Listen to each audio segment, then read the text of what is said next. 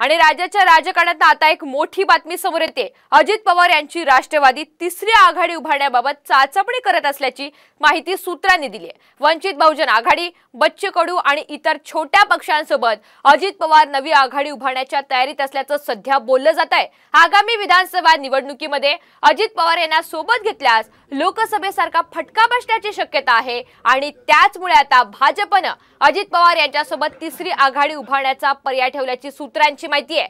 वंचित आणि एमआयएम सारख्या पक्षांसोबत तिसरी आघाडी उभी राहिल्यास याचा फटका थेट मवियाला बसू शकतो आणि त्याचमुळे आता भाजपने सत्तेची समीकरणे जुळवण्यासाठी अजित पवार यांचा वेगळ्या पद्धतीने वापर करण्याची तयारी सुरू केल्याची चर्चा राजकीय वर्तुळात सुरू आहे।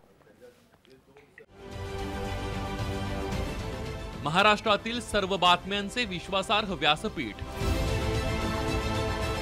सकाळच्या सर्व सोशल मीडिया प्लॅटफॉर्मला लाईक, फॉलो आणि सबस्क्राइब करा। तसंच सर्व नोटिफिकेशनसाठी बेल आयकॉन प्रेस करायला विसरू नका।